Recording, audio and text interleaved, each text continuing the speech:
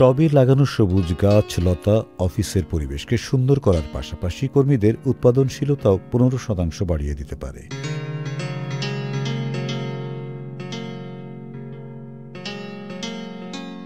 Netherlands ও অস্ট্রেলিয়ার কয়েকটি বিশ্ববিদ্যালয়ের গবেষকরা এ তথ্য জানিয়েছেন।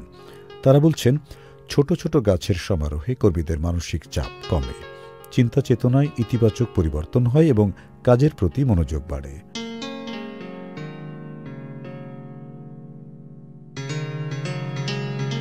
দ্য টেলিগ্রাফ জানায়, অফিসের কাজে বাড়তি গতি আনতে অফিসে বা কর্মস্থলে সবুজের সমারোহ বড় ভূমিকা রাখে।